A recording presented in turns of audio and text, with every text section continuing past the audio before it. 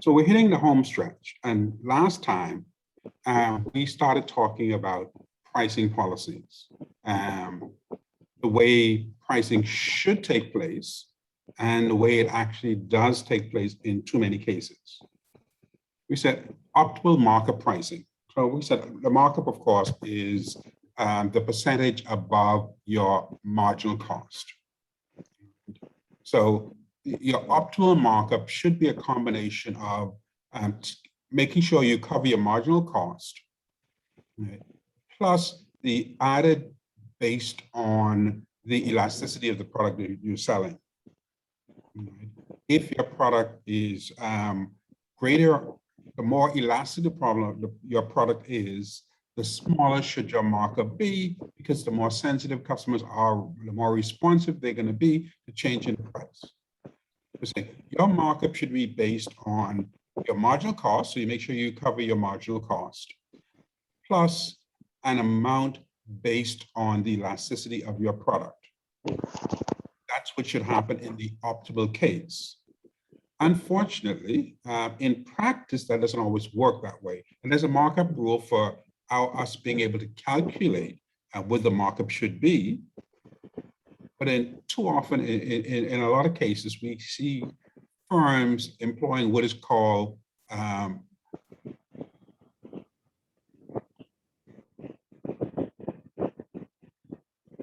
cost plus pricing. That is, what they're doing is that they're not just covering their marginal cost, they're trying to cover the average cost of all of their output, or all of their purchases, or all of their production. So what they're trying to do is says, okay, the markup on this item doesn't really refer to the marginal cost to me of this item, but it refers to the average cost to me of all the other items that I have purchased or acquired or produced. So we see this a lot in sort of certainly contracts with government, because it's a great way to make a lot of money, because governments tend to be less price sensitive about these things. So it's sort of easier to get away with this sort of thing.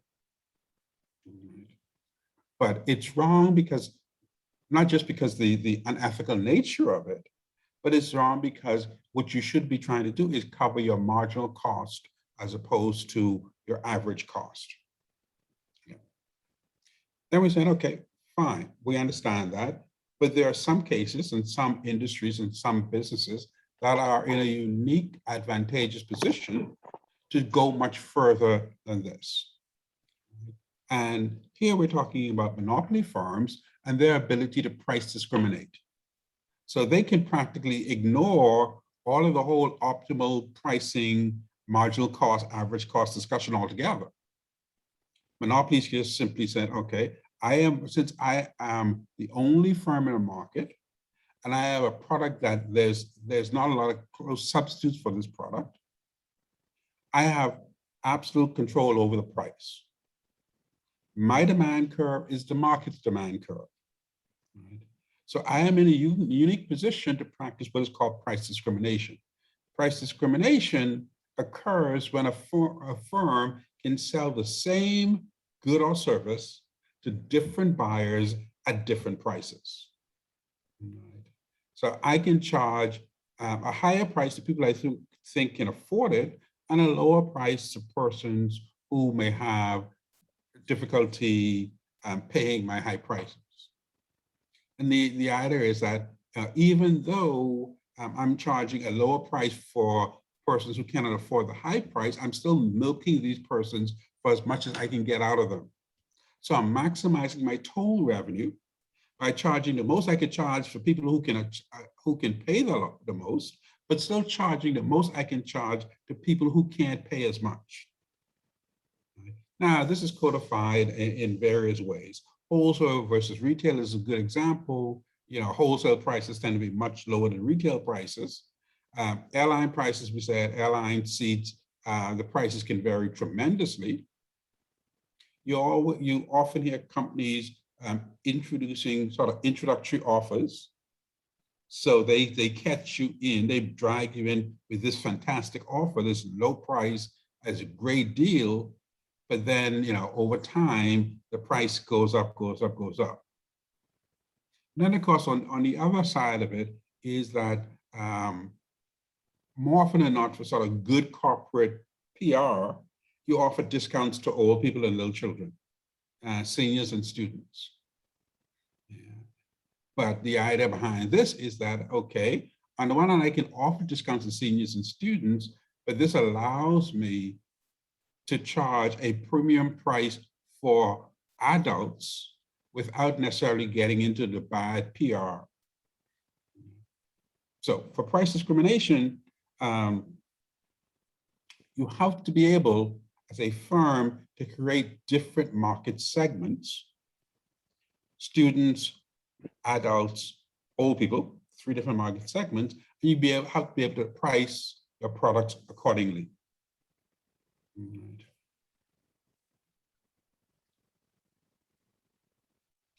All right. So we said, when you're talking about price discrimination, in essence, the firm is treating these various market segments as if they're completely different markets altogether. And one way of looking at this, for example, is if you have the same company producing the same product, but selling that product locally at home versus trying to sell that same product on the international market. And in fact, a firm will treat those 2 markets as if they're completely different markets. Right? And we have a quantitative example of this, and the kind of thing, what I hope to do this afternoon or tomorrow. I'll give you a little homework, something for you to work on over the weekend, nothing complicated and difficult, but I want you to get some practice in. The idea is that, okay, here's our example that we'll work our way through today, because it'll be very instructive in terms of the kind of things you will see to work on over the weekend. So you have a company, in this case, this is a steel producer. They produce steel. We're not getting into what type of steel. The only thing we're interested in is that in its home market, it has protection. It's a protected market. In fact, anybody in the domestic economy who wants steel for whatever production, for whatever possibility, they have to buy from local producers first. And only if they can't source it in the local market are they then allowed to go outside. This is the case in the Bahamas for chickens. This is the case in the Bahamas for bananas, and a whole range of products, agricultural products in general, that supermarkets, for example, have to source locally as much as they can before they're allowed to bring in from outside the country. So it's the same kind of situation. So if that's the case, then when this company is looking at its domestic operations and when it's looking at its international operations, it really looks at it as if it is 2 different markets. So in that case, it would have a marginal revenue curve or marginal revenue function for its domestic market and a marginal revenue function for its home market, a marginal revenue cost for its domestic market, and a marginal cost for its foreign market. Now remember, whenever we were talking about market structure, we said, okay, Ashley, I think your microphone is still on. Thank you very much. All right. What we're saying is that regardless of the kind of market structure you're operating with, a firm that's producing at its most efficient should produce at a level of which marginal revenue is equal to marginal cost. So for this firm, regardless of whether you're talking its home market or its international market, to optimize its production, it should produce at a point at which marginal revenue is equal to marginal cost. So our job then is to find out what price this firm should be charging for its steel in the domestic market and what price it should be charging for its steel on the international market. And to do that, we would do exactly what we were doing when we were looking at the graphs in our market structure examples. Find out where marginal revenue is equal to marginal cost, where those two lines cross. We drop a perpendicular straight down. Let me go back very quickly. And we should do that. Okay.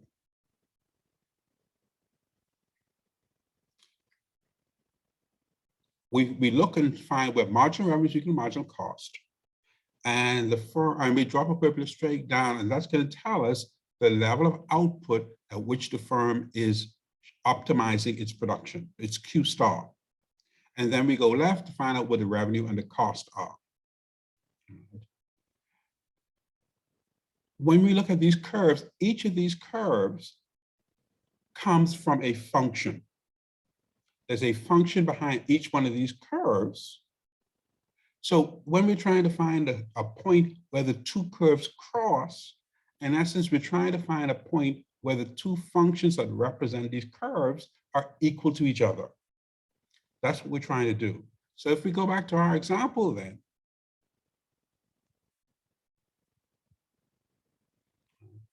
to find out where the firm should optimize its production, and to find out where the marginal revenue and marginal cost curves intersect, we must find out where the marginal revenue function is equal to the marginal cost function. Because the marginal revenue function represents the marginal revenue line, and the marginal cost function represents the marginal cost line. And if you want to find out where those two lines cross, it is as if we're trying to find out where these two functions are equal to each other. And this is called solving a system of simultaneous equation. We take the two functions because we know they're supposed to be equal, because that tells us that's where the lines cross.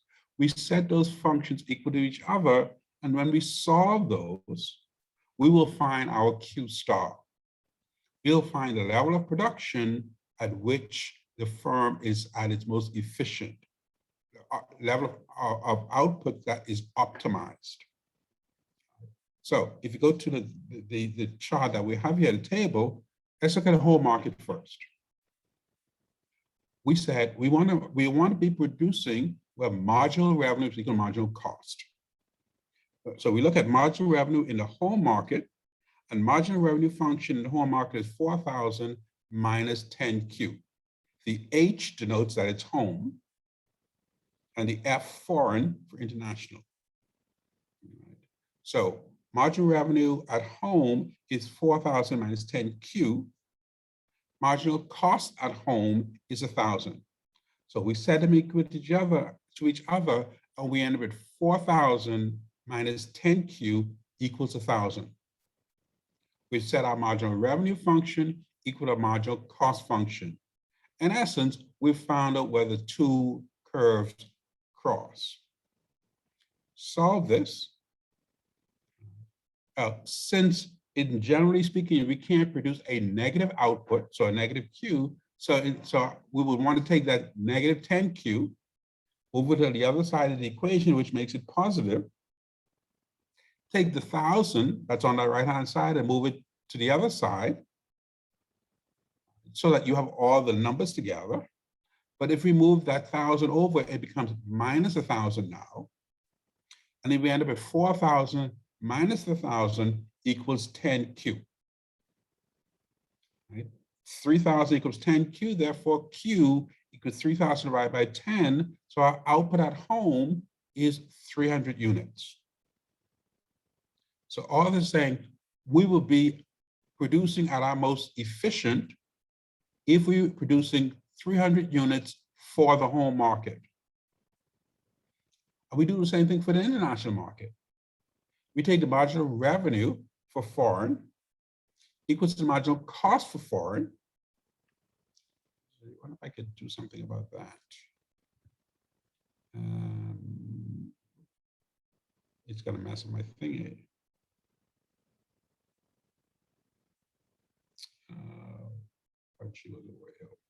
All right, fine. I'm not going to mess up. but marginal revenue foreign minus marginal cost of foreign. Marginal revenue foreign, if you go, it's 3,000 minus 4Q. Oh, it's fine. And marginal cost of foreign is 1,400. So we end up with 3,000 minus 4Q equals 1,400. And since we want our output, our Q, to be positive, we move that to the right-hand side of the equal sign. So it becomes now positive 4Q. And we take the 1,400 and move it to the left-hand side. And we end up with minus 1,400. So we end up with 3,000 minus 1,400 equals 4Q. 3,000 minus 1,400 is 1,600. 1,600 equals 4Q. Therefore, Q equals 1,600 divided by 4, which gives us a value of 400 units. So now we know if we were produced at our most efficient, our optimal level of production will be 300 units for the foreign market and 400 units for the foreign or international market. So now we know what our output should be. 300 units in the domestic market, 400 units for the foreign market. Now, to find out what the price that we should charge for these, we have to go back to our example and we find out that we have a price equation.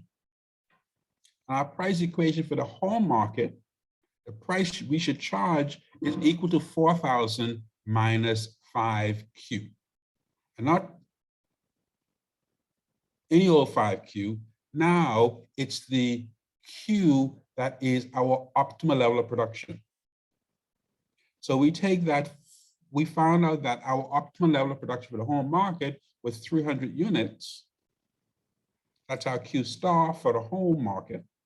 So we plug that 300 units in, and we end up with a price for the home market is 4,000 minus 5 times 300.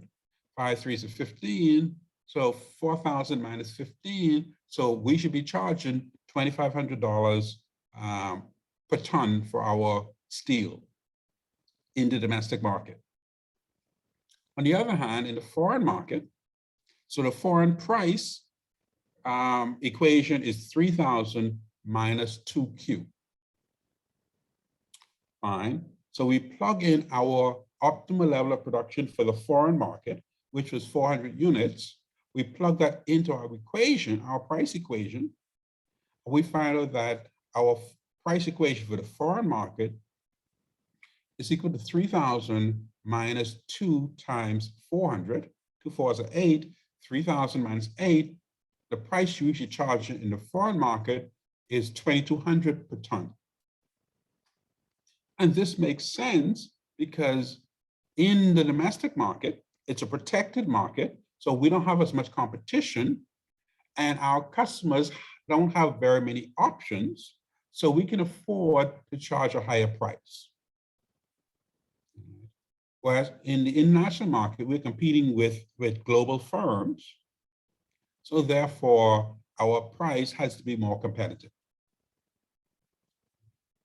So all we're saying is that a firm in this position has the ability to discriminate between its domestic consumers and its foreign consumers. And, well, you know, the domestic consumers end up having to pay the price. Yeah, such is life.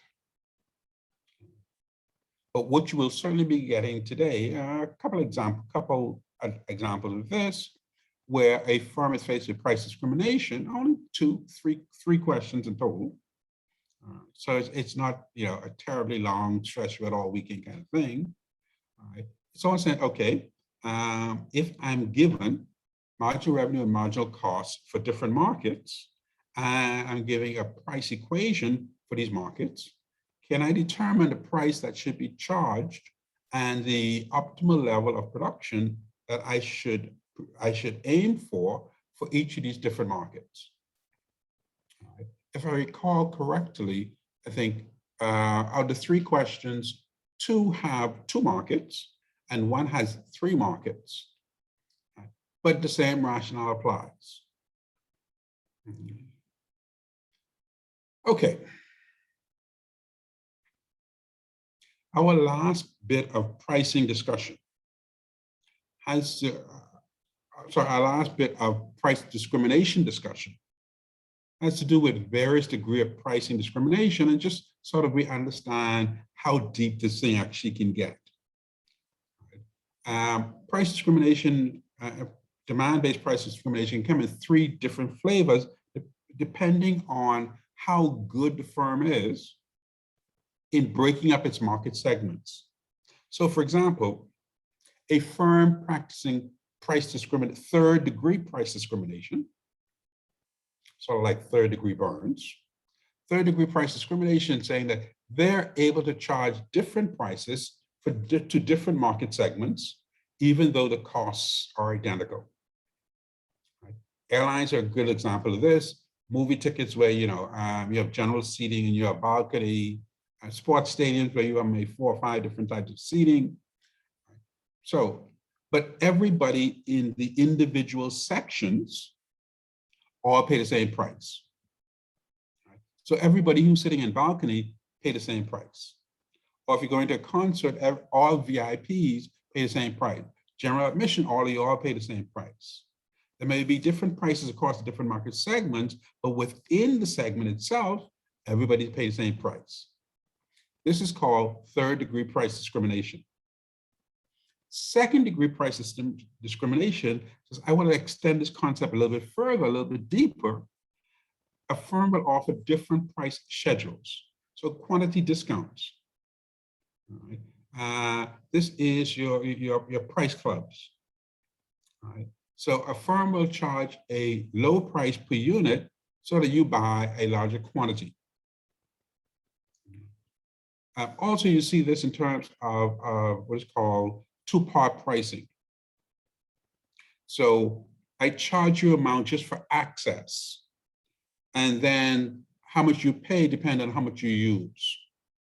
Right? Supposedly, this is what BPL is supposed to be about. But water and sewage does it a much better job, much cleaner job, where regardless, there is a fixed fee for a meter, for a water meter. All right? And you pay this every quarter, regardless of how much or how little water you use. And then there is a variable amount depending on how much water you actually use. The difference between that and say BPL is that BPL also adds a third charge called the fuel surcharge. So BPL not only charges you for access and charges you for how much electricity you use, but also charges you for the fuel they use to generate the electricity that you're using. Yeah. All right. Taxi is a good example of this. Once you jump into a taxi, there is an amount you pay immediately, and then you pay per mile. Contractors, plumbers, and mechanics, yeah, they do a lot of different foolishness. But ultimately, as a firm, you want to be able to practice first-degree price discrimination. This is the holy grail. This is somehow you have the ability to charge different prices to each customer. Right? But to be able to do this, you have to be able to judge each potential customers and how much they are able to pay. Now, taxi drivers, unscrupulous taxi drivers will tell you, well, just, pay me whatever you feel like.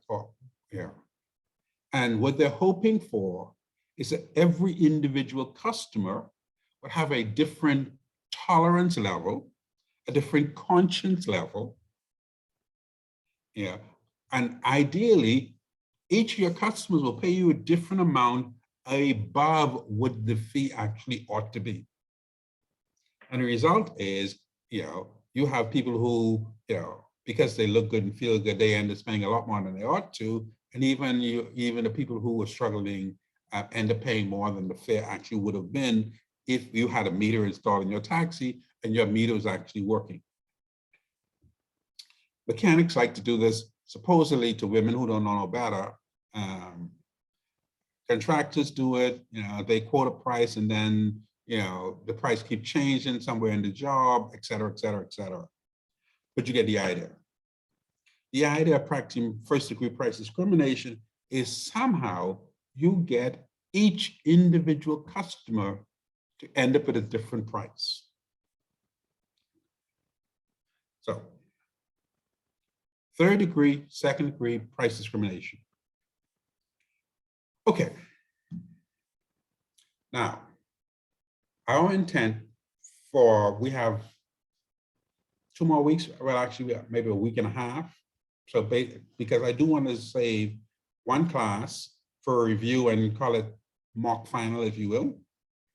All right. So we get to go over anything that you're struggling with, and also get a feel for how the exam is going to shape up. It's an in-person exam.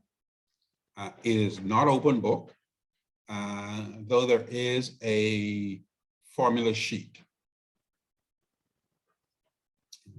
Okay, so our intent now is to put all of this together in looking at a company, a simple model of a firm. So our intent for the next class, 2 classes, I guess, is to integrate all of our previous microeconomic subjects into one coherent whole. We will evaluate these subjects as they impact a single firm with the following characteristics. This is a firm that produces a single good or service for a single market with the objective of maximizing profits. So this is a profit maximizing entity. The company's, or our task, is to determine the quantity of goods to produce and to set a price for these products. We will assume that our company can predict the revenue and cost consequences of its price and output decisions with certainty. So all we're saying is that once we decide on a price and a quantity and output, we'll then be able to determine with certainty how much money we're going to make and what it's going to cost us. So we will be able to predict with certainty the revenue and cost consequences of our decisions about what price we're going to charge and how much we're going to try and sell. Now, in the real world, there are uncertainties and there are probabilities, but yada, yada, yada, we can ignore all of that. All right? We will assume away any uncertainties and probabilities. We'll say that for higher level microeconomic classes, intermediate and advanced micro, if you ever get to that point. So what are we going to do? We have to define the problem. Well, the problem is easy enough. We want to make money. Determine the objective, explore alternatives, and predict the consequences. How are we going to go about doing that? First things first. All right. Let's go back to ground floor. Any discussion of revenue, there's a word missing there, must begin with the most basic economic empirical relationship. Empirical just means real world. This ain't no textbook thing. This is real life. Must begin with a basic economic empirical relationship. That is the law of demand. The law of demand states, all else being equal, that's a ceteris paribus assumption, all else being equal, if the price goes up, an increase in the price of a good or service will lead to a decline in quantity demanded of that good or service. If you raise your price, you can lose some customers. The reverse is also true. A decrease in the price of a good or service will lead to an increase in the quantity demanded of that good or service. Law of demand, there's a reason why it's a law.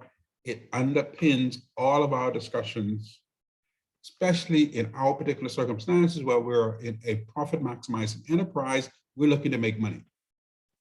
So that tells us that we know, all other things being equal, if we raise the price, we're going to lose some customers.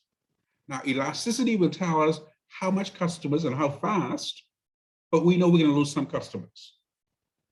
And if we have a sale, we lower our price, we're going to gain some customers. Elasticity will tell us how much and how fast, But we know, bottom line, we're going to increase our sales if we end up reducing our price. We also need to remember the demand curve, because as a firm, we will be using the demand curve as a basis for predicting the revenue consequences of our choice of how much we're going to produce and what price that we're going to charge. So the demand curve is the basis for us being able to predict our revenue consequences of our choice of output and prices. The demand curve allows the firm to predict how much its sales is going to be at any given price. Right? In turn, revenue is a combination of price and quantity. It's actually the product of price and quantity. So it means revenue equals price times quantity, P times Q. All of this is very familiar to us, and we're back to where we feel comfortable. Right. Fine. So we start off with an example of a demand curve. I pulled this demand curve out of the air, so don't ask me where I get it from. I get it from no place. I made up this demand curve, and demand curve, a very typical demand curve. QD, so the amount that we're going to sell, is equal to 8.5 minus 0.05p. Nothing special about this demand curve. It's a perfectly regular, ordinary demand curve. There's no curveballs in here anywhere. So that demand equation that we have here in our example, we're going to build on that throughout this exercise. So this demand equation is a mathematical representation of the demand curve. You may have remembered from your macro days that a demand curve and a demand function is exactly the same thing. Right? It's just two different ways of representing the same information. The demand curve is a graphical representation. So it's a drawing, it's a graph of that information, but the demand equation is a functional relationship, a functional representation of that same information. So in fact, you can go from the curve to the function and from the function to the curve, and nothing should change. Just two different ways of looking at the same information. Okay. So the demand equation is a mathematical representation of the demand curve. In the form that we have here, the demand equation predicts the quantity of output that we will sell depending on what price we charge. Now, it's important to note the demand curve provides sufficient, but not all necessary information to predict revenue. All we're saying is the demand curve gives us some information, because the demand curve tells us that if the price goes up by this, quantity demand is going to change by this. And that is sufficient information to tell us what we think the sales are going to be when the price change. But it is possible for our sales to change for other reasons besides our price. That's why we say the demand equation is sufficient, but not, it provides sufficient, but not all necessary information. This demand curve only tells us what how our sales are going to do when the price changes. For example, the demand curve doesn't tell us how much our sales are going to change if our customers' income changes. It doesn't tell us how our sales are going to change if the price of complementary goods change or the price of substitute goods changes. It also doesn't tell us if the number of our customers changes. Let's say we have a store in a neighborhood, and that neighborhood has slowly but surely becoming more rundown over the years. So the number of people moving out of our neighborhood. Imagine, 20 years ago, you had a store on Bay Street. Yeah. Now Bahamians don't come on Bay Street anymore. Right? But the change in demand has nothing to do with the price. It's just fewer customers coming in. Your sales may change because your customers' tastes and preferences change. But that has nothing to do with your price. Your sales may change because government raised taxes. So people have less money to spend. If less money to spend, fewer people come into your store, you'll even come into your store, buy less. And has nothing to do with your price. And of course, your demand may change because people expect price to change in the future. So they change their choices now. So all of these things can cause sales to change, but has nothing to do with the price. So the demand curve only tells us how much sales are likely to change when the price change. It's a great predictor, it's interesting, it's lovely, but it doesn't give us all the information that we're going to need. And we have to accept that going in, that there are other factors that may affect demand. Right? Once we understand that and we have that in the back of our minds, we still can continue to use the demand curve because it does provide useful and sufficient information, though we accept that it doesn't provide all the information. And that's all very lovely.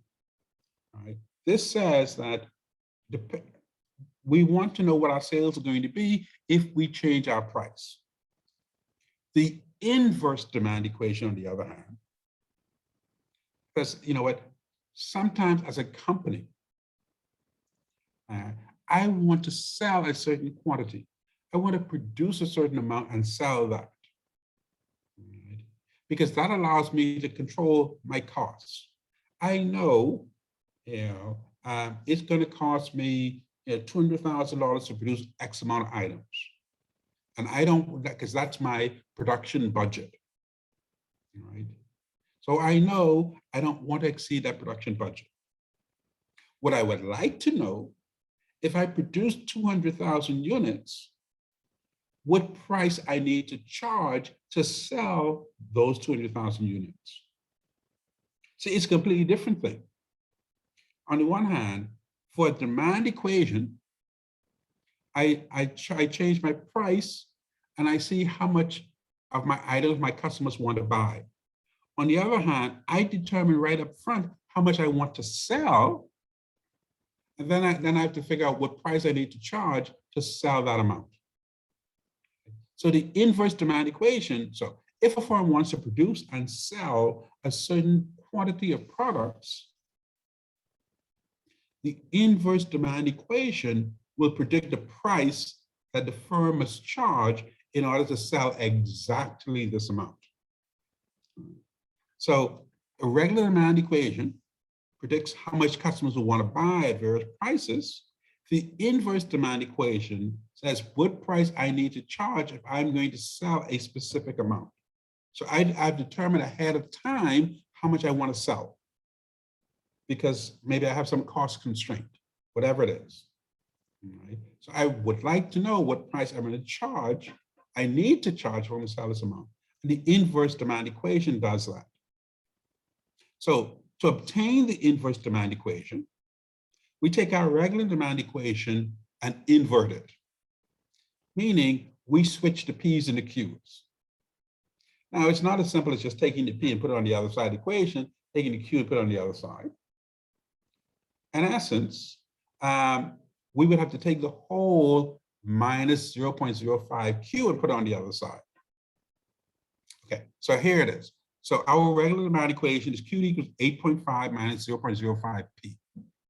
So we take the negative 0.05, because we can't separate that from the P at this stage, and we move the whole thing to the left-hand side, because we think price should be positive.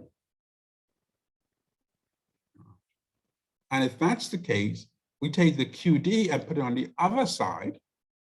Now, we have to bear in mind that this QD is positive, as it is in a regular demand equation, and that's one QD. But generally speaking, when we tend to leave off the 1 for a positive number. But when we move that to the other side of the equal sign, we reinstate that 1 where it's supposed to be. So we end up with minus 1Q. It's just that the -1Q, if it's positive, it would just be Q. But because it's negative, we have to reinstate the -1 so we are aware of it.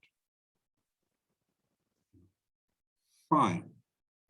So we end up at 0.05p equals 8.5 minus 1Q. But we want P by itself because we want to know what price that we're going to charge. We don't want to know how much, if you're charging 0.05p. So if we divide 0.05p by 0.05, they cancel out, and that leaves us with just P. But if we divide the left-hand side by 0.05 to get the P by itself, we have to divide the right-hand side by 0.05 as well.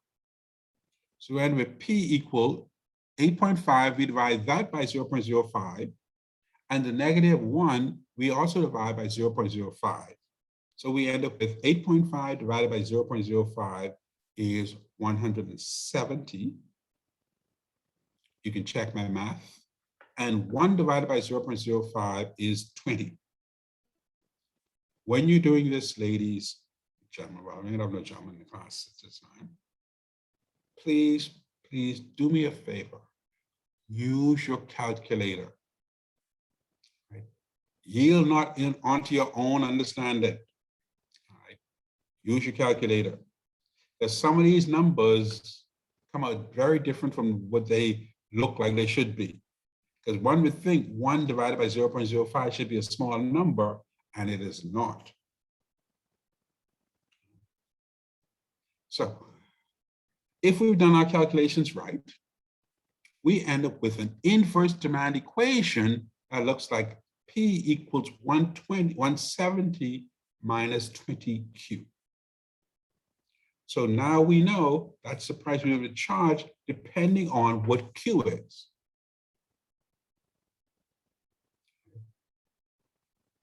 So if we produce 1 unit, it'd be 20 times 1, which is 20. And 170 minus 20 is 150. The price is 150. You get the idea. And this is what we've done here. All right. All we've done, we've taken our inverse demand equation, plug in various values of Q, and see what the price is at these various output levels. So if we decide that we're going to produce 1 unit, or 1 lot, or 1 case, or 1 whatever it is, we should charge a price of $150 to sell that. If we're producing 2, and we want to make sure sell all 2, we should charge $130. That might be $1.30, but not $130. 3, 110. 4, and you've noticed that the more we want to sell, the lower our price need to be. Now, if you look at Q equals 9, we would never, ever, ever get to that point because prices can never be negative. So the most we can produce would be 8 units and have to sell them for $10 each. Right. To produce 9 units, we're going to lose money. Even more so if we try to produce 10 units. So we can use our inverse demand equation to determine exactly what price that we need to charge depending on how much we want to produce. This is called determinism. So we view the demand equation as deterministic, meaning that at any given price, the quantity demanded can be determined with certainty if you're dealing with the demand equation. On the other hand, if you're dealing with the inverse demand equation, so conversely, for any targeted sales, so we decide we want to sell 8 units, for any targeted sales, the inverse demand equation provides a precise market clearing price. So the demand equation will tell us how much we our customer want to buy, depending what price we charge, the inverse demand equation would tell us what price we need to charge if we want to sell a certain amount. So it's just coming at this thing from two different directions. Now, again, this is nice textbook and theory. In the real world, it doesn't always quite work out that neatly. Because in the real world, to a greater or lesser extent, our sales may differ slightly than what our price tells us it should be. But as long as we're within the margin of error close enough, then this relationship for both our demand equation and our inverse demand equation, that relationship remains valid. All right, so the demand equation, inverse demand equation, provides us valuable tools to determine what we want to do with our business. The demand equation will tell us if we were to charge this price, how much would be sold? How much would our customers want to buy?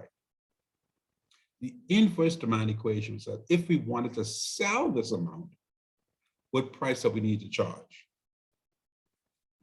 So it depends entirely on us whether we want to have control over the price and let sales be dictated by what price we want to charge, or if we want to have control over our production. And then we have to adjust the price to make sure that this production gets sold. Okay. Our next conversation has to be about revenue. I don't think I mentioned at the beginning. Anyway, we'll see. All right, we'll see if we can get to 8 o'clock.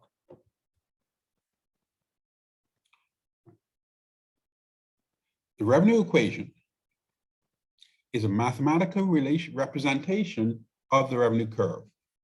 So just as we were talking about the demand curve and demand equation, the revenue curve and the revenue equation, there's two different ways of looking at the same information. The revenue curve is a graph. The revenue equation is a function. So the revenue equation is a mathematical representation of the revenue curve. The revenue equation predicts the income earned by the firm given the quantity of output that is sold. The revenue can be computed as the product of the price and the quantity of output. So revenue is the product of price and quantity, but the price is determined by the inverse demand equation. Because remember now, the inverse demand equation says we first decide how much we want to produce and sell, and then we have to figure out what price we need to charge to make that happen. So if we're going to talk about revenue, once we determine how much we want to produce, then we figure out what price we need to charge, and that's going to tell us how much money we're going to make. So we know revenue is price times quantity. What our inverse demand equation, which is our price equation, is telling us that the P, the price, is 170 minus 20Q. We just calculated that up here. Right. So then our revenue is price, which is 170 minus 20Q, times Q. So we end up at 170 minus 22 times Q. Q then has to be multiplied by each one of the various pieces within the brackets. So you end up at 170 times Q, which gives you 170Q, and 20 times Q, which gives you 20Q squared. Because Q times Q is Q squared. Right. So we end up with a revenue equation that says our revenue is 170Q minus 20Q squared.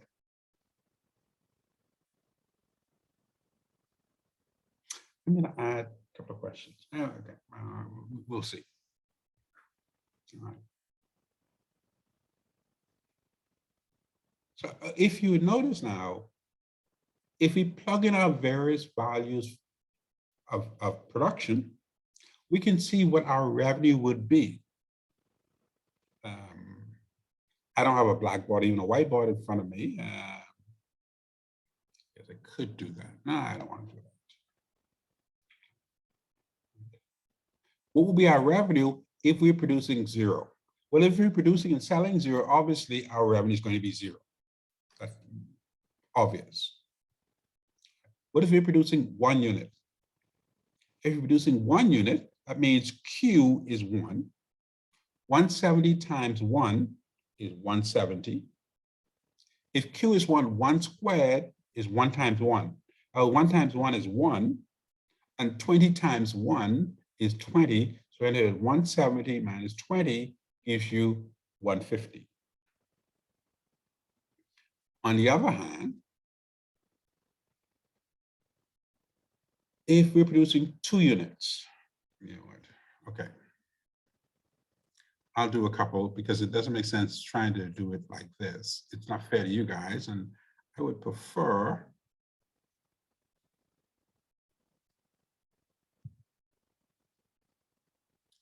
new share. Okay, so you should be able to see this. And let me get my equation.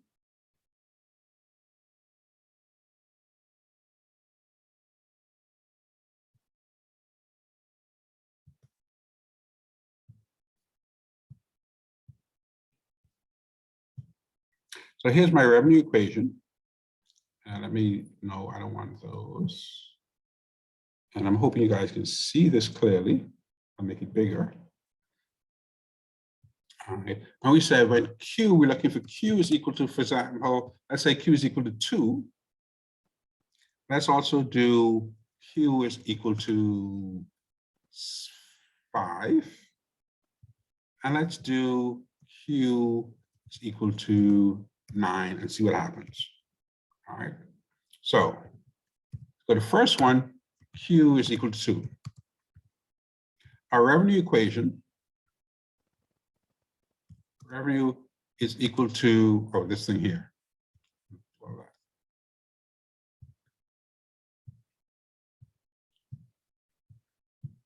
All right.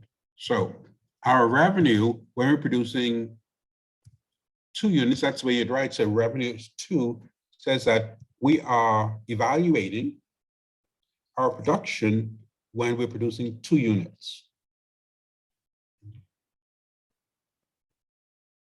So revenue when we're producing 2 units will be 170, and we put 2 wherever the Q is, and 20 times 2 squared. So our revenue then, when we're producing 2 units, 170 times 2 is what? 340. Thank you very much. All right. Now, we do the 2 squared first. And 2 squared, 2 times 2 is 4. So revenue, when we're producing 2 units, equal to 340 minus 20 times 4 is 80. So revenue, when you're producing 2 units, what's 340 minus 80? 260. 260. All right. And let's check our table.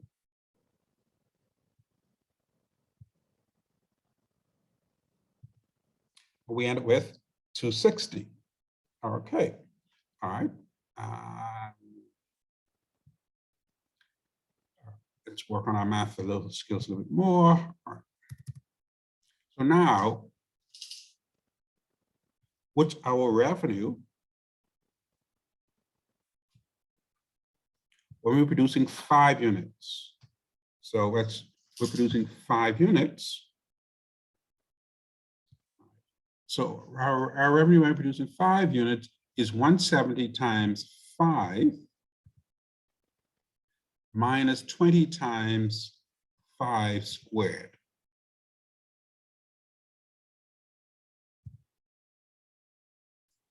All right, so revenue when producing 5,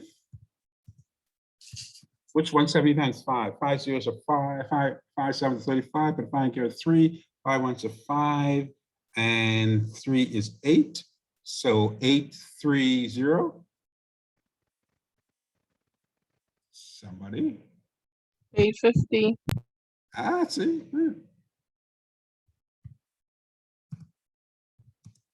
5 5s are 25.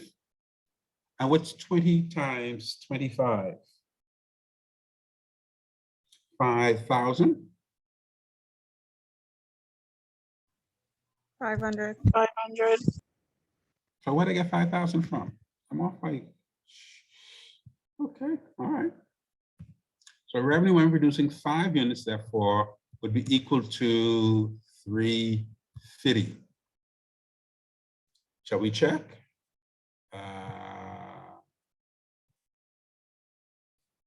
Uh-oh, 330. Hang on, what did we do wrong? 355 units, not 3. Sorry? Oh, I looked at the wrong thing. Yes. Okay, oh, okay, all right, okay. All right, okay, last one.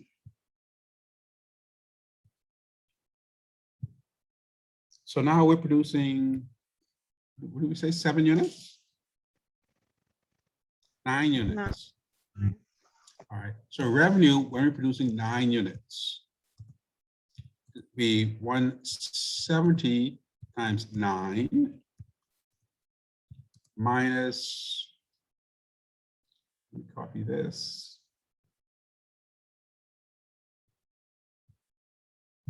Minus 20 times 9 squared. So our revenue,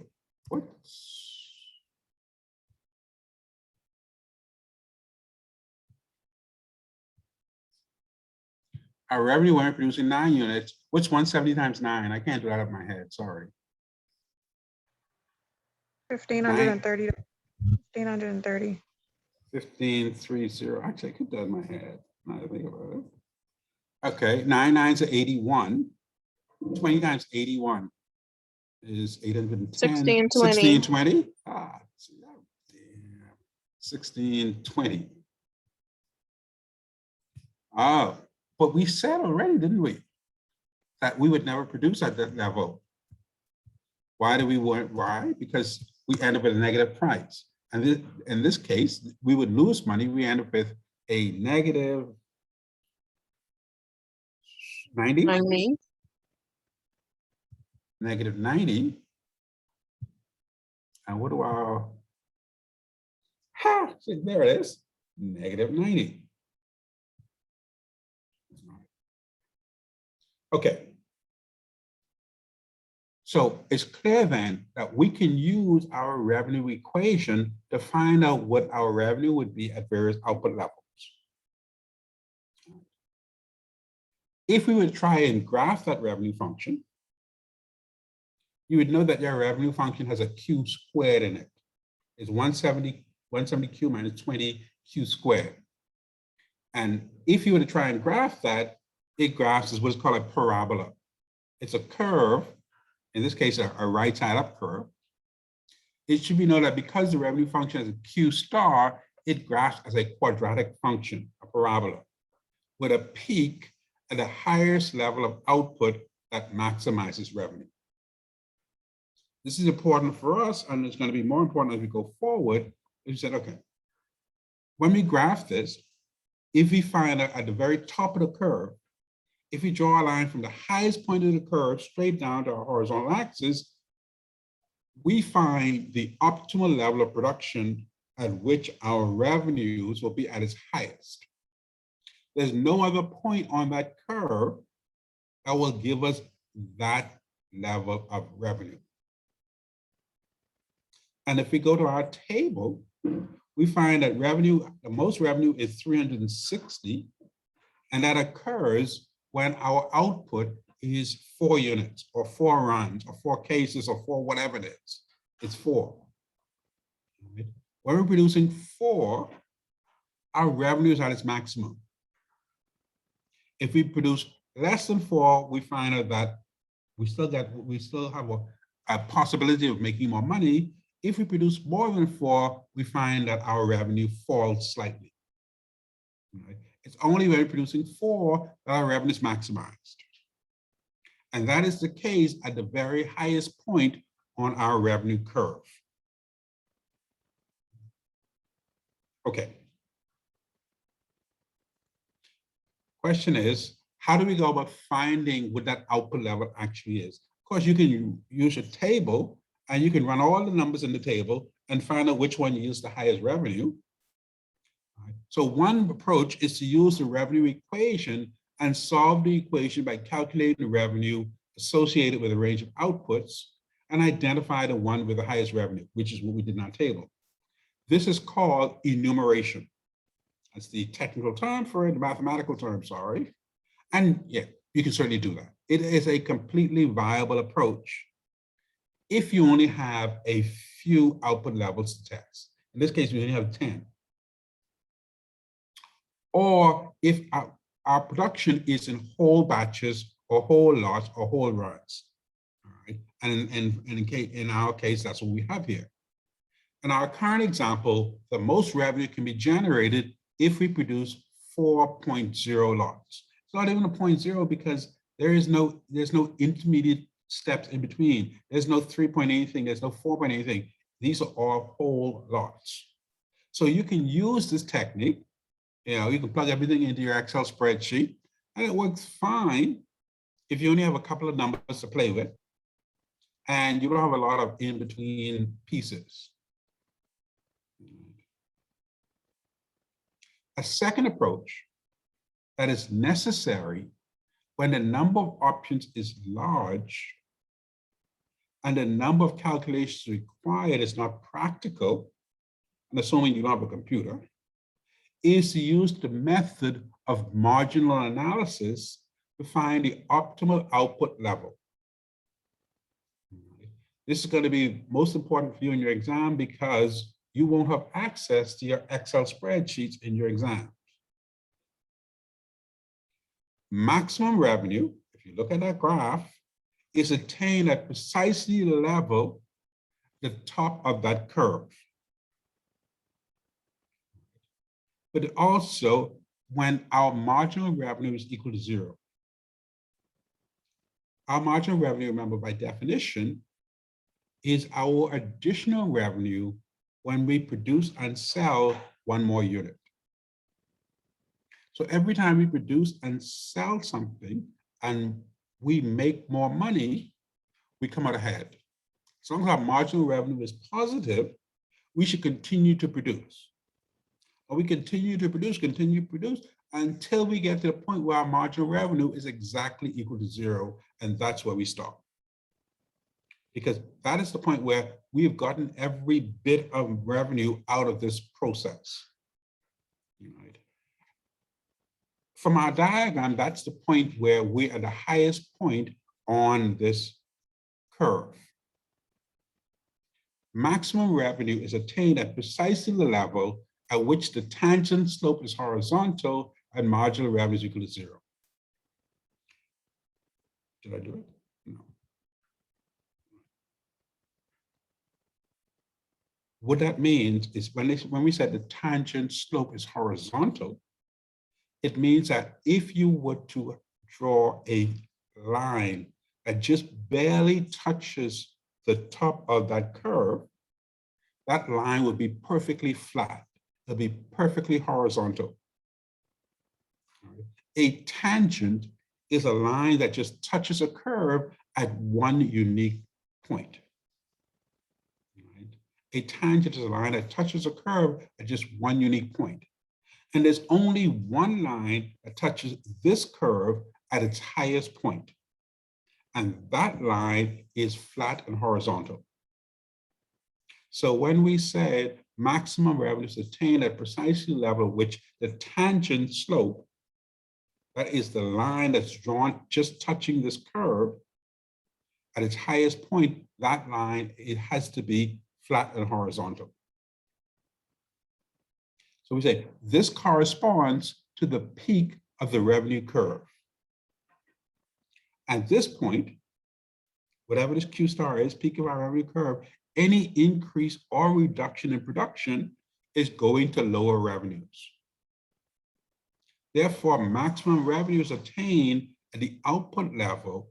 Maximum revenue is attained at the output level at which marginal revenue is equal to 0. So if you want to maximize your revenue, you continue to produce and sell as long as you are making money. All the time, you running a business, or you trying to stay to decide how long you're going to stay open. You stay open 9 o'clock, positive cash flow. 10 o'clock, positive cash flow. May not be as good as 9, but positive. 11 o'clock, positive cash flow. Not as good as 10 or 9, but still positive. 12, 1, 2. As long as you're continuing to have a positive cash flow, that is, your marginal revenue is positive, you stay open. Right. That's what he's saying. Now, people come with all kinds of arguments and justifications and whatever's in their heads and behind their back and whatever. No, we're talking economics here. And the economics says as long as you are making money, you continue in that activity. As long as your marginal revenue is positive, all right, you are earning revenue, actually, as you continue to increase your revenues until you've wrung the last dollar out of this business. That's what we're saying. And if we were to try and graph that, our revenue curve looks like a parabola. Right? And the highest point of that curve is where our revenue is maximized. And we find out what our output is at that point, and that's where we produce. If we produce more than that, our revenue goes down. If we produce less than that, our revenue goes down. It's only at Q star that our revenue is maximized. So that's where we produce.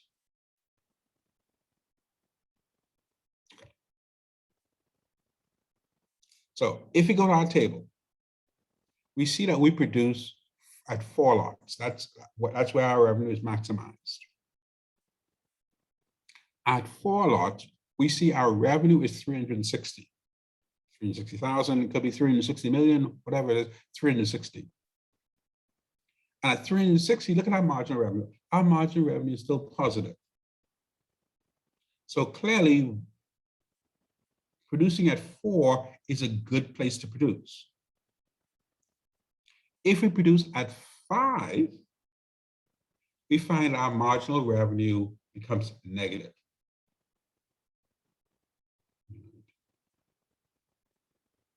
So if we would increase production to 5 lots, our total revenue begin to fall. So at 4 lots, we're earning 360,000, whatever it is. We try to produce more than that, our revenue falls to 350. Here's the problem. This method, as good as it is, doesn't allow us to get precisely the level at which MR equals to 0. Just remember that's what we're aiming for. We're saying we should be producing at a level, if we're going to optimize our production and maximize our revenue, we need to be producing at a level at which marginal revenue is exactly equal to 0. Here, marginal revenue at 4 is positive. So that says we should continue to produce. But if we produce 5, our marginal revenue is negative. So 0 is somewhere between 4 and 5. So ideally, in a perfect world, we should be producing somewhere between 4 and 5. The problem is this method doesn't allow us to determine exactly what that is. Because the enumeration method works best when you have small numbers of production values just to assess. And you're working with whole lots or whole batches or whole runs, whatever the whole is. Right. So yes, this system works. Enumeration works, but it's not perfect. It doesn't get us to as fine a detail as we need. Okay, nevertheless, we'll continue for the moment. The other part of our business model is not just revenue, it's cost. Right? And cost we're defining as the total expenses incurred by the firm for the production of a given quantity of output and is represented by the cost function. Now, again, I pull this cost function out of the air and I've put a cost function as 100 plus 38Q. Now, if you notice, my cost function has two values in it. I have 100 and I have a 38Q. The first number, the 100, is my fixed cost. So regardless of whether whatever I'm producing, if I produce 0, I still have a cost of 100. Regardless of how many, I always have that cost because that's my fixed cost. That's my rent. That's my mortgage. That's my salary workers. That's my lease payments. I have to come up with that regardless, so that's a fixed cost. My variable cost is the 38Q. That changes depending on how much I produce. So the cost function shows how total cost depends on a quantity of output. By substituting in a given quantity, we can find the resulting total cost. There's two parts to it. There's a fixed cost. These are costs that do not vary with respect to different costs of action, meaning different production levels under consideration. Fixed costs are generally considered irrelevant for day-to-day decision-making. Because listen, I have to pay that regardless. So that should not affect how much I produce, how I should market my product, or anything else for that matter. Right? My day-to-day operations has nothing to do with the fact that I have a fixed cost. So these costs are generally irrelevant for day-to-day decision-making of the firm. Then we have variable costs. These variable costs represents the firm's expenditure on variable inputs. These are your hourly workers. This is your utilities. This is your material costs. Variable costs rise with increased quantity of output. And lastly, we want to talk about marginal cost. Marginal cost is the additional cost incurred by the firm for the production of one more unit of output. So marginal cost is change in cost, or how much cost changes when output changes. So it's the change in cost divided by the change in output. So if you go to our table, okay, here's my cost, and my cost is 100 plus 38Q. So when my output is 0, my cost is obviously just 100. I produce 1, my cost goes up by 38 plus times 1. So now 138, I produce 2, 176, I produce 3, 214, etc. My marginal cost is how much my cost goes up when I produce one more unit. Well, when I was producing 0, my cost was 100. When I produce 1 unit, so when I produce one more unit, my cost went from 100 to 138. Cost went up by 30. My cost went up by $38, or my marginal cost is 38. When I produced 2 units, so I went from 1 to 2 units, my total cost went from 138 to 176. Again, $38. When I went from 2 to 3 units, my cost went from 176 to 214. Again, 38, etc. So we find that our additional cost every time we produce one more unit or run one more batch or make one more run, our cost goes up by exactly the same thing, that 38, whatever it is. So now we're now able to put together, we have our demand equation, our invoice demand equation, our revenue equation, our cost equation, and our marginal cost equation.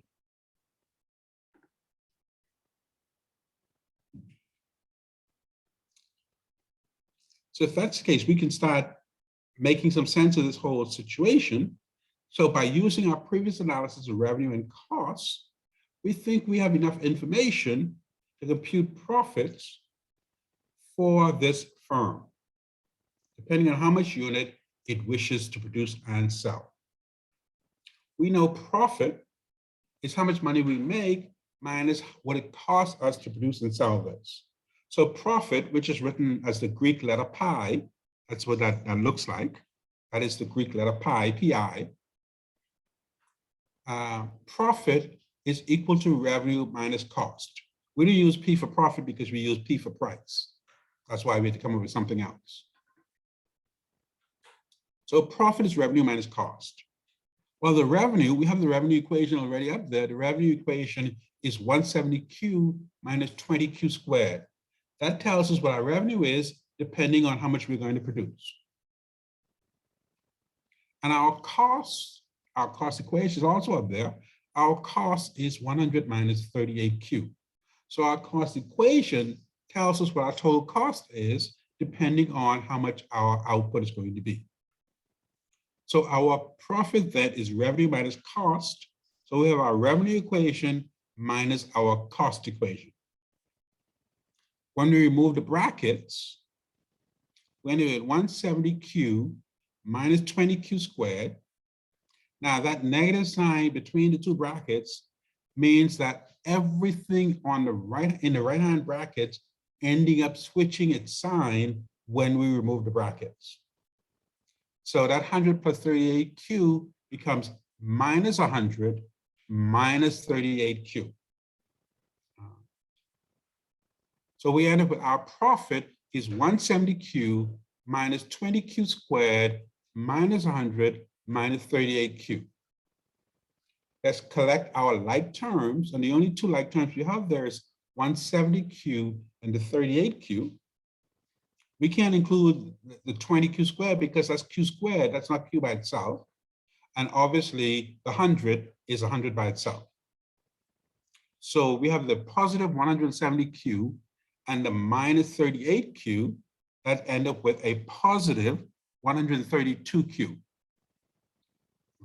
Because the positive number is a larger value, we end up with a positive.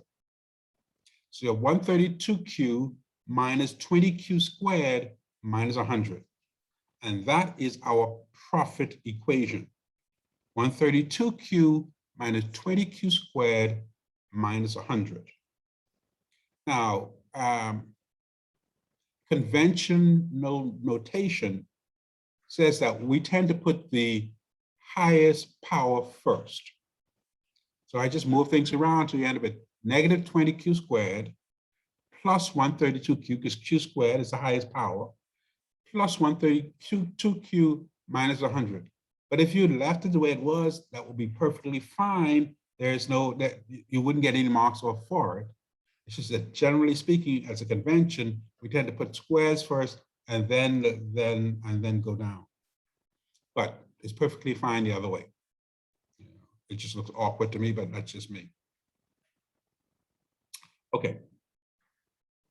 So the profit function then provides a numerical prediction of profit for any given quantity.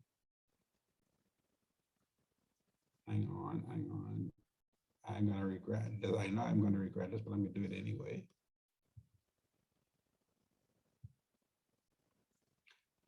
Let's work out a couple of profits and see what happens.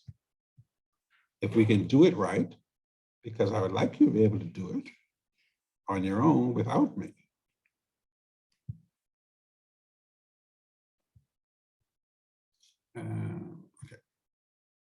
I know you can't see this, but okay. No, sorry.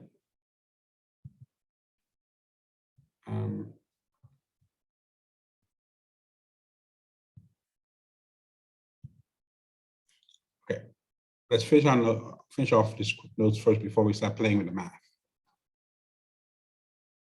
Now, profit function provides a numerical prediction of profit for any given quantity. Again, like the revenue function, we see that the profit function has a Q squared in it. It graphs as a quadratic function with a peak at the highest level of output, this time that maximizes profits. So if we were, here's what the profit curve looks like. We'll come back to that in a moment.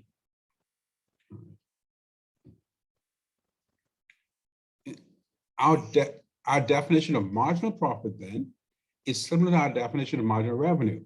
It's the additional profit earned by the firm from the sale of one more unit of output. So it's how much profit changes when output changes. So marginal profit tells us how much profit changes when output changes. It's the additional profit earned by the firm from the sale of one more unit of output. And as a firm, as long as when you produce and sell something, your marginal profit is positive, that means your profit is going up, you continue to produce and sell. As long as a small change in production yields positive changes in profit, then the firm should continue to increase output. It's only when profits no longer increase as output increases, then the optimal level of output has been achieved. Maximum profit then is attained at precisely the level at which the tangent slope is horizontal and marginal profit is equal to 0.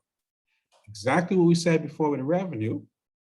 Look at our profit curve, and we said our profit is maximized at the highest point on this curve. And the highest point on this curve, if you were to draw a tangent, that's a line that just touches this curve at its highest point, that line would be flat and horizontal. And that's why we said that the tangent line to this slope is horizontal. So maximum profit is attained at precisely the level at which the tangent slope is horizontal and marginal profit is 0. We say marginal profit is 0 because if you go past Q star, profit falls. If you don't approach Q star, it means you're not making as much profit as you could be making if you were to get all the way to Q star. So your profit goes up, goes up, goes up, goes up until you get to Q star. Then if you go past Q star, your profit starts falling off. So you want to stop at Q star. And this corresponds to the peak of our profit curve.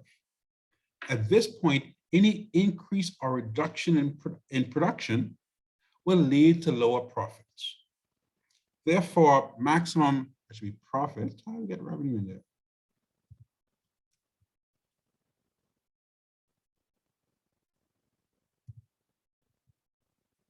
Maximum profit is attained. That's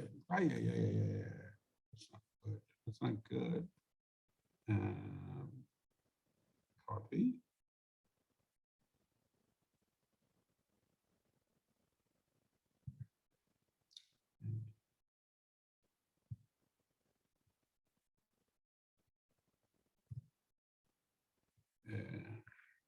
Don't ever write up notes when you're half asleep. Therefore, maximum profit is attained at the output of which marginal profit is equal to 0. Right? All we're saying is, as long as every time you increase production, your profit goes up, you continue to increase production. As soon as you get to the point where you increase production If your profit doesn't go up, you know that's where you need to stop. That's your point. That's your most efficient, most effective point of production. If we look at our profit, which is the last column here in this table, we see when we're producing 0, our profit is minus 100 because that takes care of our fixed cost. But remember now, profit is revenue minus cost. And even if we were producing nothing, our revenue is 0 if we're producing 0, but we still have that fixed cost to deal with. Once we increase production, we see our profits going up, going up, going up, going up, go up, and then it peaks at 116, and then starts to fall off, fall off, fall off, and then goes negative. All right. So let's see, can we do that? Let's do 1, 2, and 4. So let's see if we can calculate our profit at 1, 2, and 4 level of output. All right. So here's our profit, and let's say what our profit is when we're producing at 1 unit. All right. Let me copy all of this.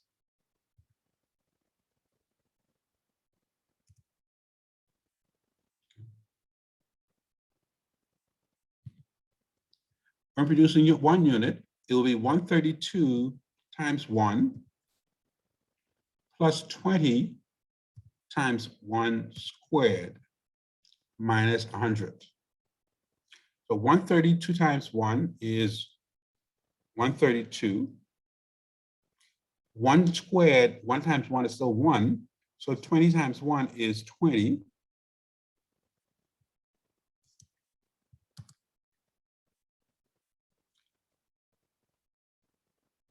What do I end up with?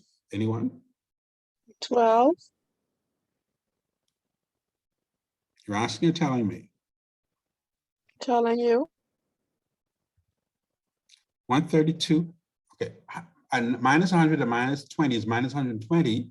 Minus 120 and a positive 132 is 12. Yeah, you're right. All right, fine. What about if we were producing 2 units? What's our profit by producing 2? It'd be 132 times 2 and 20 times 2 squared minus 100. What's 132 times 2 is 264. Yes, no? Yes. 2 times 2 is 4. So what's 20 times 4? 80. Okay, so that makes that 80. And that minus 100. So I have minus 100, minus 80, and a positive 264. So that looks like what? 84?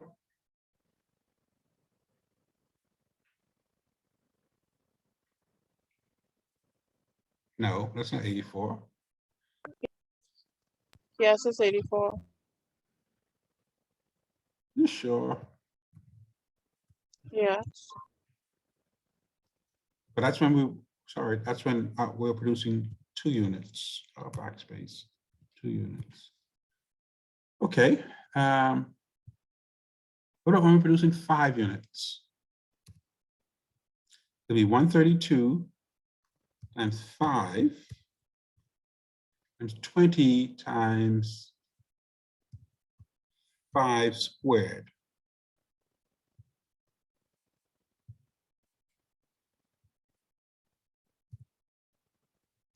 So what's the 132 times 5?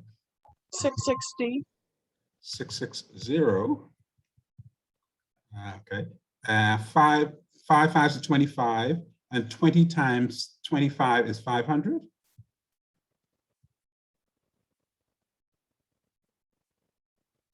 Yes, 500. And so we end up with 60.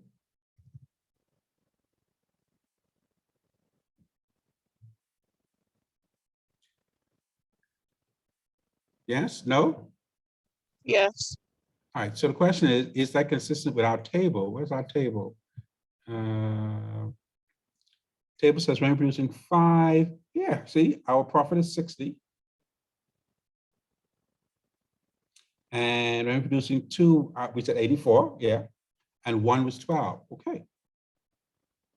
So then we should be able then, or you should be able, I should say,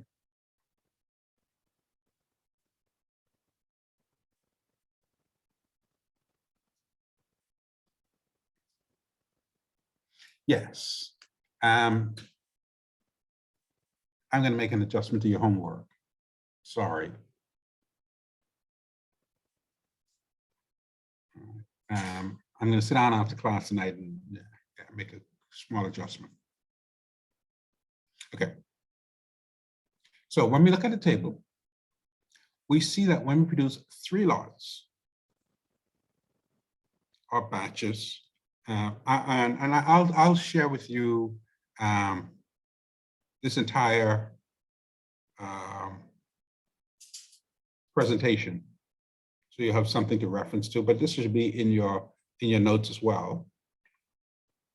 We see that when we produce 3 lots or batches, we obtain total profits of 116,000, 116 million, whatever it is, 116. And in that case, even at that level, our marginal profit is still positive. At that level, our marginal profit is 32.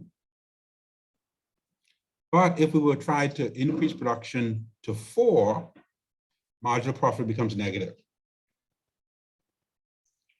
Our total profit falls to, that should be 108, 308.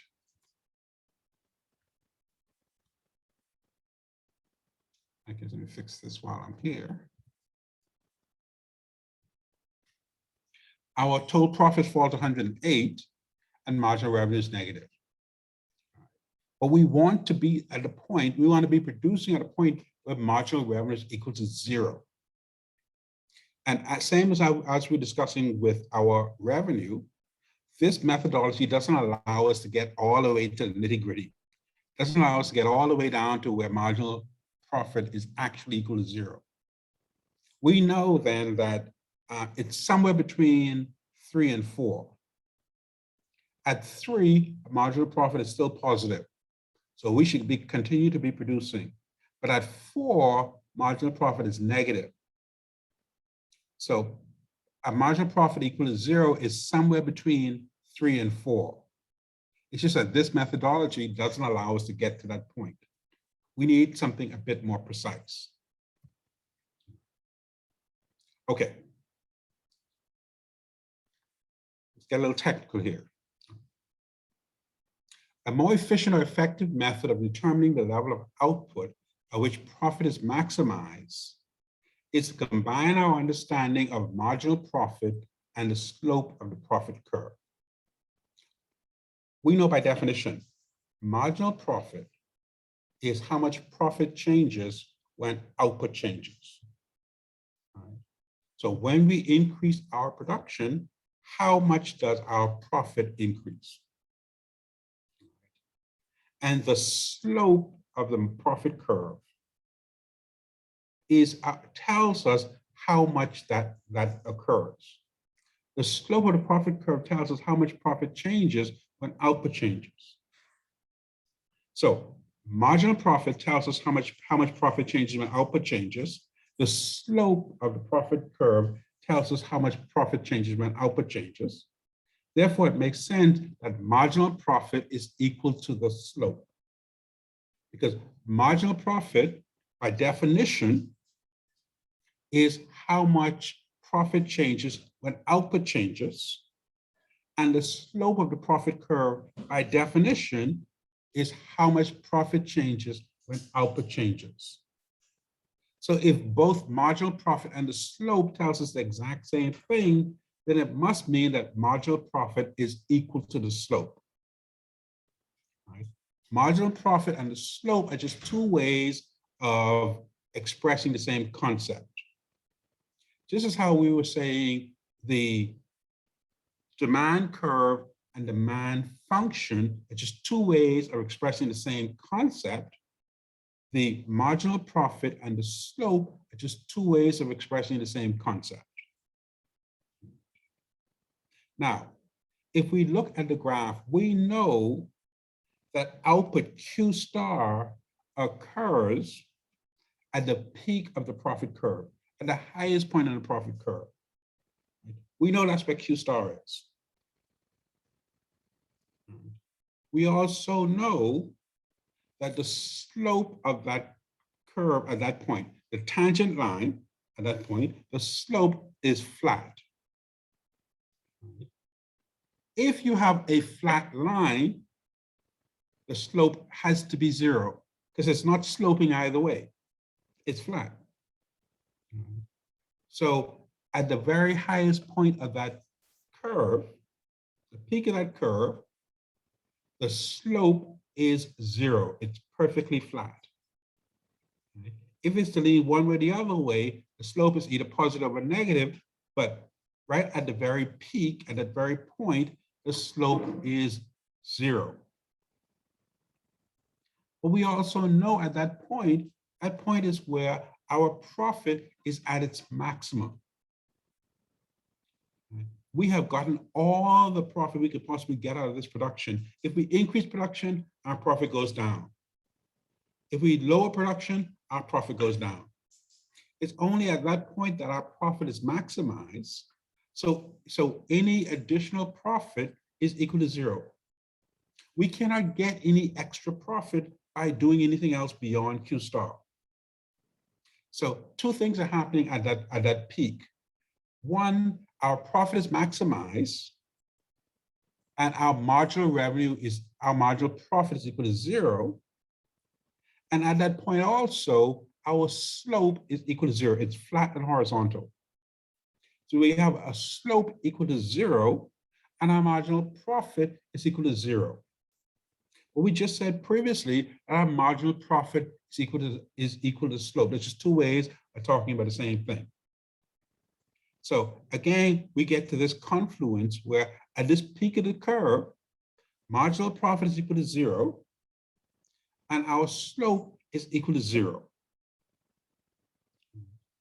If the peak of the profit curve corresponds with a slope equal to zero, and the peak of the profit curve corresponds to the point where the maximum profit is attained and marginal profit is zero, then we can combine the two and say marginal profit and slope are the same, and at that point, they are both equal to zero. Why is that important for us? That is important for us because we have an equation, we have a function for marginal profit. We have a function for marginal, we know marginal profit is the change in profit divided by the change in Q. We have that. So therefore, we should be able to use what we have here to get to exact value for Q. I'll show you how we can do that. Right? To determine the level of output that maximizes profit, that is defined the Q star, we have to find that marginal profit function and then set that function equal to zero. If we do that, that will get us to the very top of this curve. And we know at the top of that curve, slope is equal to zero, revenue is maximized. Right? So to determine the level of output at maximized profit, we have to find our marginal profit function, set that function equal to zero, which will get us to the top of that curve, and then solve that function for Q. That's the way we would maximize our profit.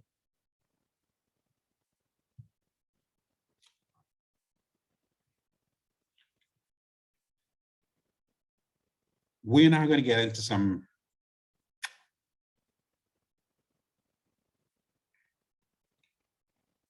what we're trying to find, right, is that we're trying to find the slope of that curve at its highest point.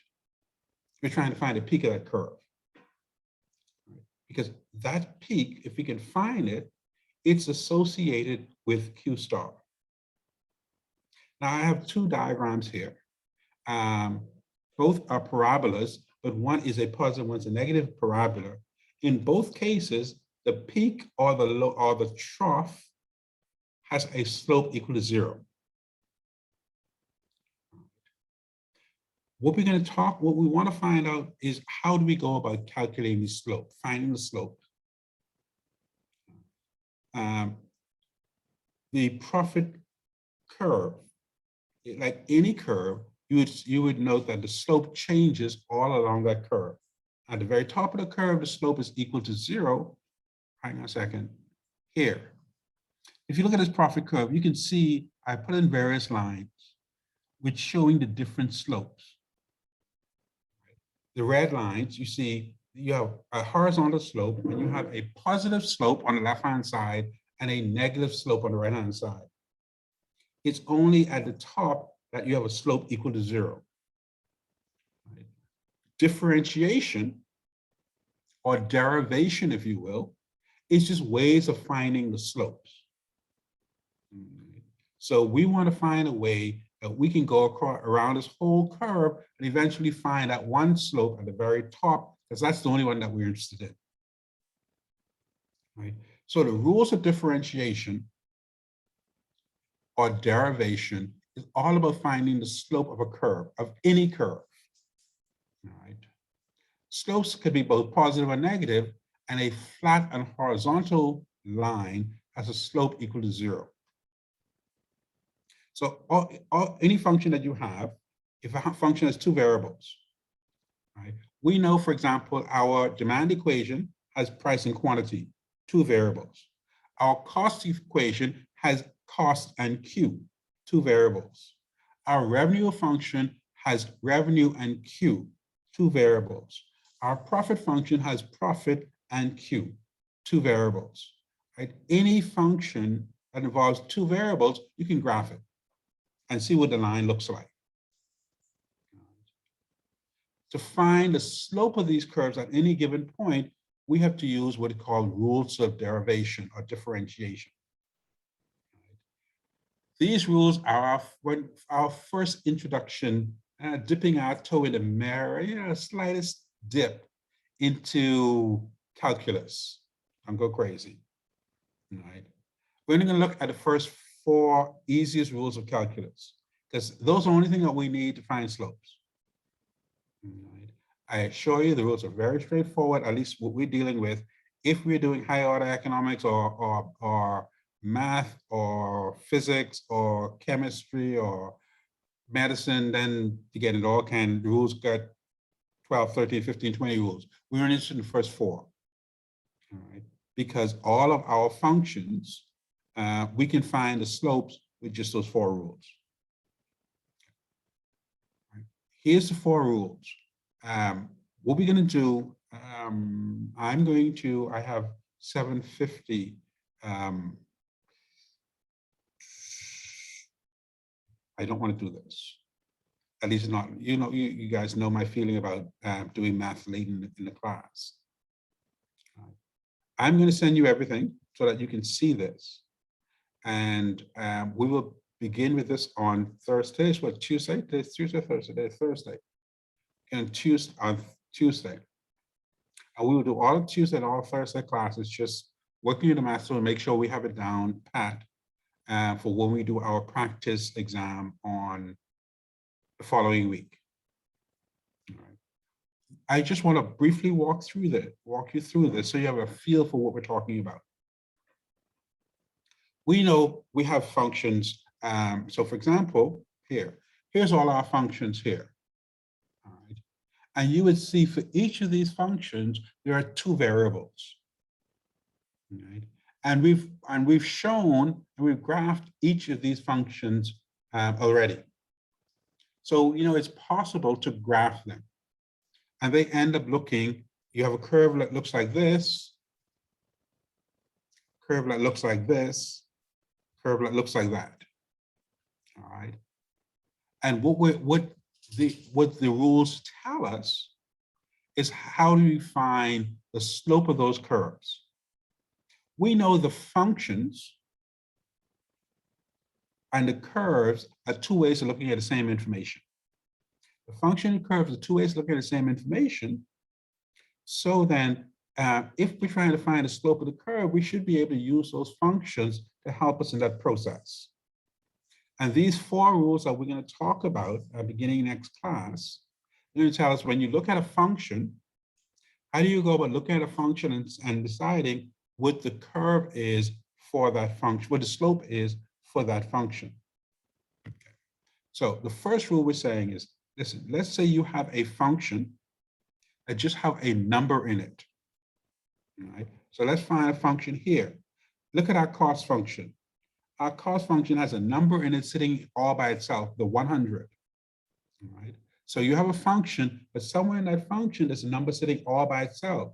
Look at our demand equation, 8.5 sitting all by itself. Look at our profit equation, minus 100, sitting all by itself.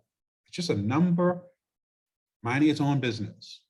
All right. So the first rule says, if you have a function with a constant, and a constant is just a number, and that number is not associated with any other variable. There's nothing attached to that number. There's no X on that number. There's no Y on that number. All right. So you have a function that just has a number in it. All right. That number is called a constant, and it's called a constant because it is what it is. It cannot change. And our definition of slope is about a rate of change. How much Q changes when this one changes. Well, here's a question for you. How much can a number change? If a number changes, then it's no longer that number. It's a different number. Right? A 5 is a 5 is a 5 is a 5. A 5 can't change.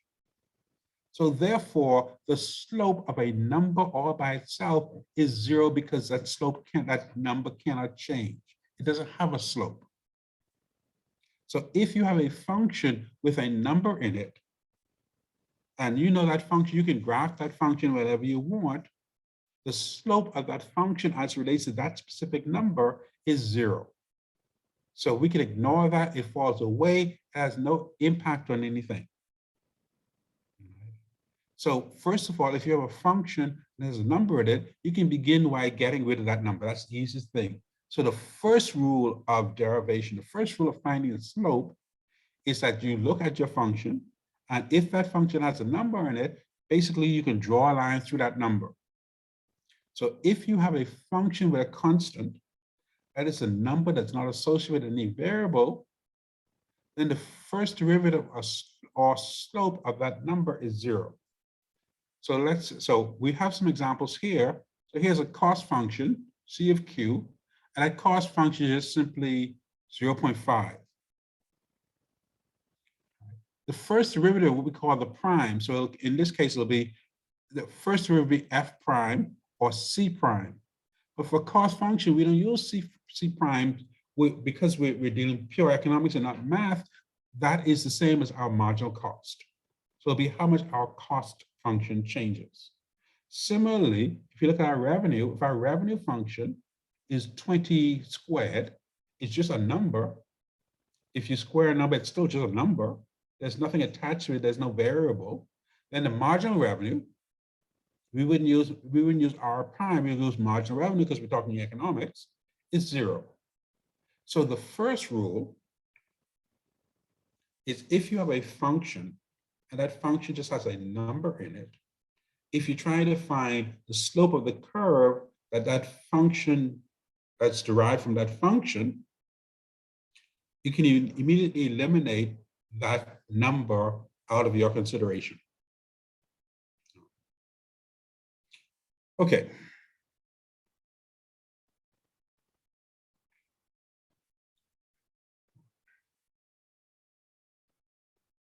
For your homework, this is not going to be part of your homework. I said I want to reconsider your homework, if you don't mind. You're certainly going to I have price discrimination already in your homework. I have 3 questions on price discrimination, 3 calculations. for your price discrimination homework. I'm going to eliminate one of those questions so that you only have 2 questions on price discrimination. And what I will do instead, I will give you a demand equation like this, right? And I will give you a cost equation like this, right? And I will ask you to do a couple of things for me. I will ask you to give me the inverse of that demand equation. I will ask you to construct the revenue equation, which is just price times quantity. I will ask you to give me the marginal cost equation. And I will ask you to give me the profit equation.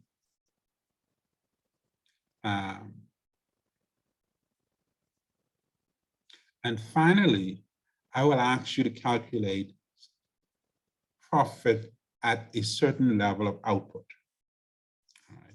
So basically, you'll be looking to, you have 2 easy questions to play with. This is your price discrimination questions. And then something that a little bit more for you to sink your teeth into. I will send you the presentation for today so that you have something to refer to.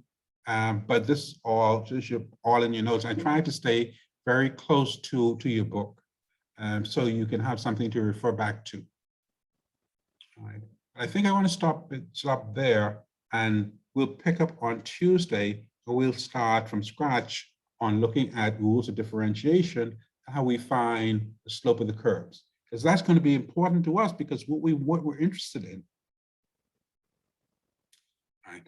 We're interested in, and when we have these functions, like this profit function and the revenue function, we said that revenue is maximized when marginal revenue is equal to 0.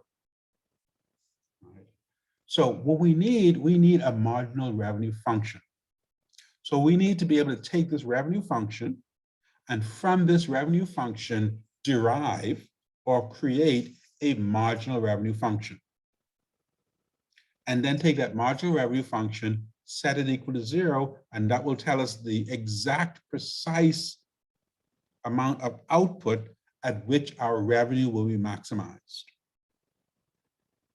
Conversely, we want to be able to take this profit function and find the marginal profit function, because we know that profit is maximized when we're producing at a level at which marginal profit is equal to 0. So we need to find where marginal profit is exactly equal to 0. And to do that, we take our marginal profit equation and set it equal to 0.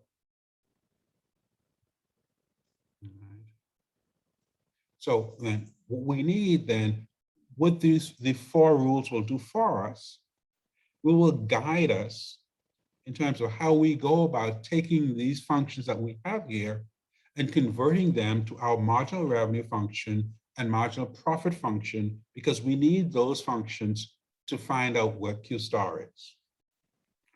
Because right now, the process that we have in place is not refined enough to get us to where we need to go. It's not precise enough. So the rules, the 4 rules, and we're only dipping our toes into the whole differentiation thing. The first 4 rules will allow us to get marginal revenue and marginal profit, so that in turn, we can get Q star. All right, so questions? I will try and send out the homework before lunch tomorrow. If you don't see it before lunch tomorrow, send me an email or text me or something, because it may mean I forgot, or it may mean that I sent it the wrong email address or something of that nature. Mr. DeMaric, good evening. Will you be sending us these slides? This presentation, yes, everything we've done today. So I will copy the slides from, let's see.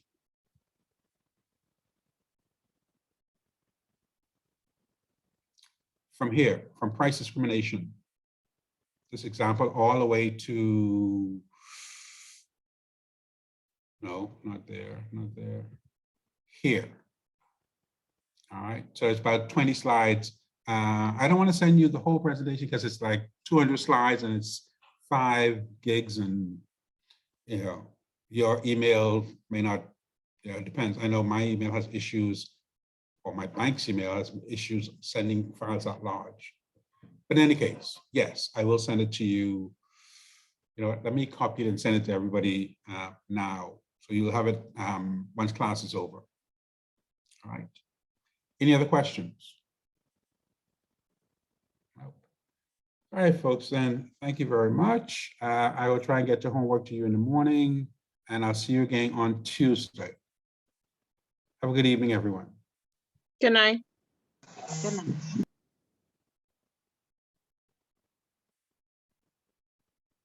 That's it for you. Good night.